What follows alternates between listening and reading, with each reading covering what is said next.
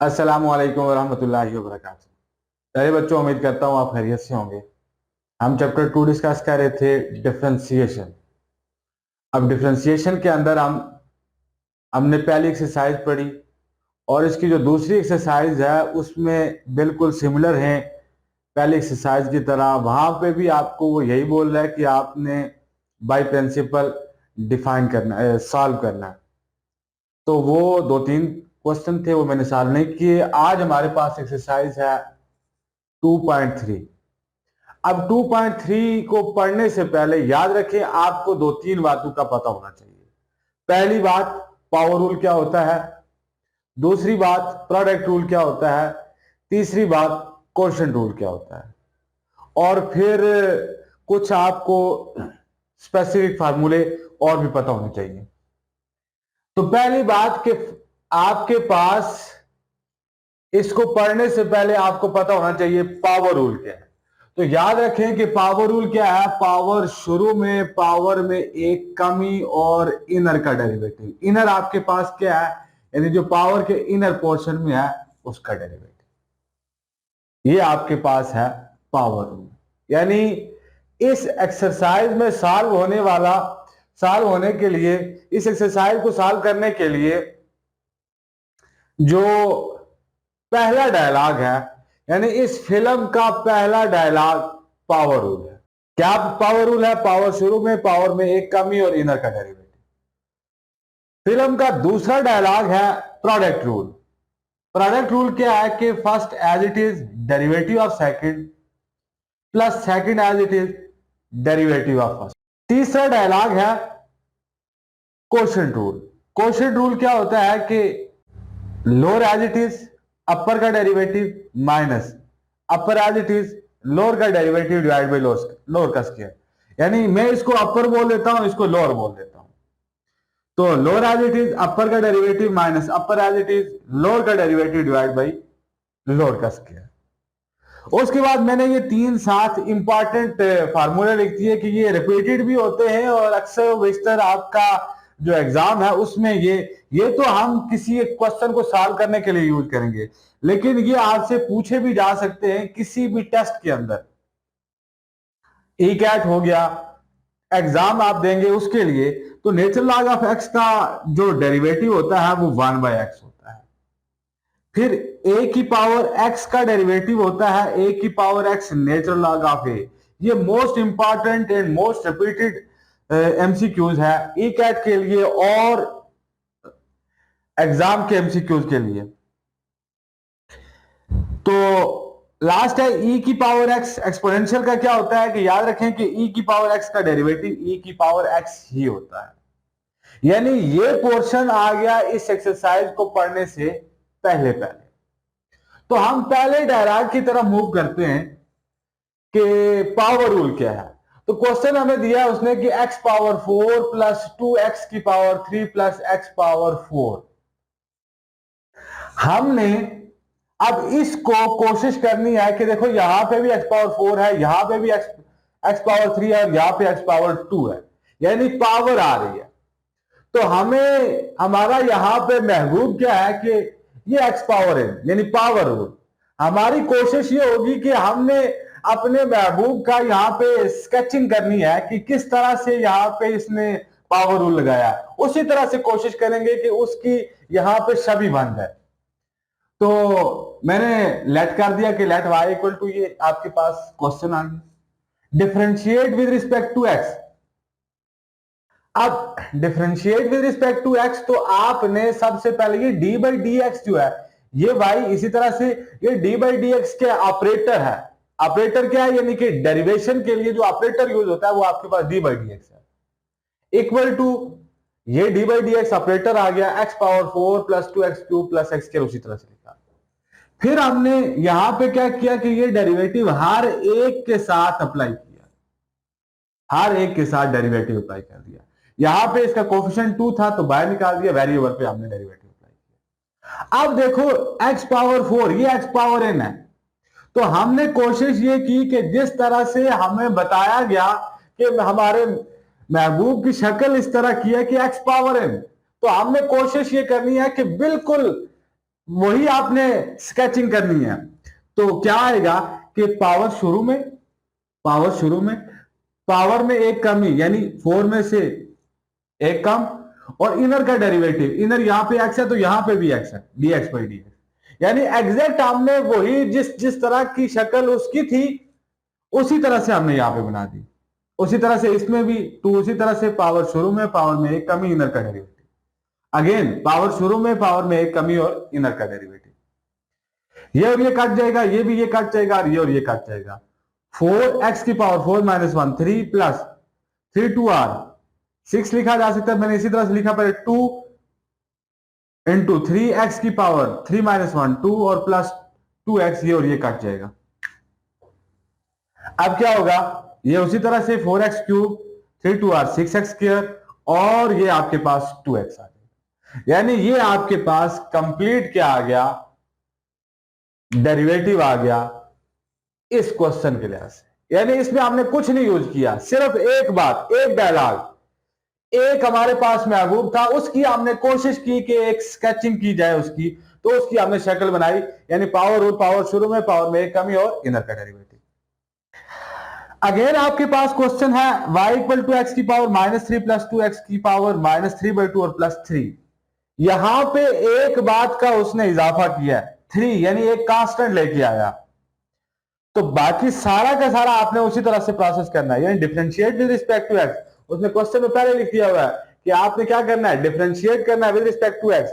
हमने operator use किया d by d x into y equal to d by d x into ये complete value लिखती।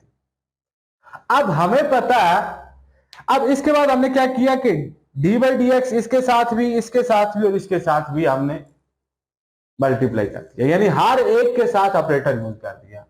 तो आपको पता है कि since D by d x, जब मैंने पहला लेक्चर लिया था डेरिवेशन के लिए, तो उसमें मैंने ये मेंशन किया था कि कांस्टेंट का डेरिवेटिव क्या होता है। तो याद रखें कांस्टेंट का डेरिवेटिव होता है 0। और फिर मैं यहां पे यूज भी कर चुका हूं कि डी एक्स, एक्स का derivative with respect to x भी क्या होता है, 1 होता है। ये दो बातें भी आपको याद होनी चाहिए। अब अगेन वही शक्ल हमने बनानी है, पावर शुरू में, पावर में एक कमी, इनर का derivative dx by d x minus, again power शुरू में, पावर में एक कमी और इनर का डेरिवेटिव, और कांस्टेंट है तो कांस्टेंट 3 है तो कांस्टेंट का डेरिवेटिव क्या होगा, 0 होगा।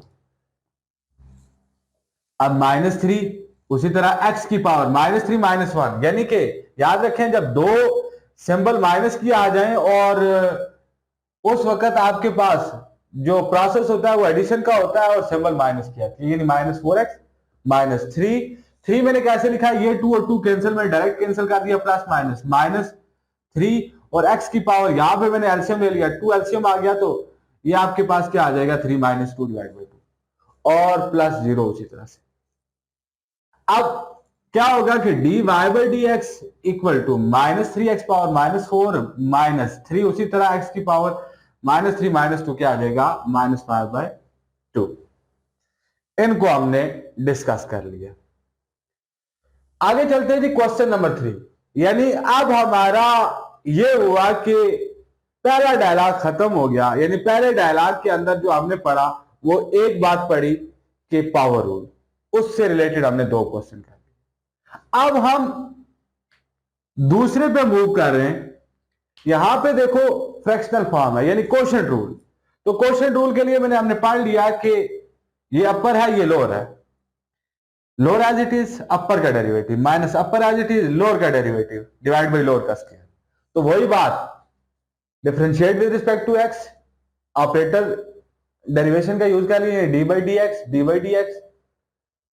अब a minus x d by d x into a plus x minus, यानी कैसे लिखा कि lower as it is upper का derivative minus lower as it is upper का derivative minus upper as it is lower का derivative divide by lower का square, ये लिखिए। अब देखें कि आपके पास नेक्स्ट क्या होगा कि a माइनस एक्स उसी तरह से इनटू डेरिवेशन, ये ऑपरेटर इसके साथ भी और इसके साथ भी अप्लाई कर दिया, ये उसी तरह से लिखा और ऑपरेटर इसके साथ भी और इसके साथ भी लिख दिया। अब आपको पता है ये जो है ये कांस्टेंट है, तो कांस्टेंट का डेरिवेटिव क्या होता है? 0। और x का derivative with respect to x मैंने पहले लिख दिया 1 के इक्वल होता है, माइनस ये उसी तरह से लिखा कांस्टेंट का डेरिवेटिव 0 और x का विद रिस्पेक्ट टू x -1। ये माइनस था तो x का विद रिस्पेक्ट टू x 1 होता है, वो 1 लिखा। और divide by a minus x का होल स्क्वायर।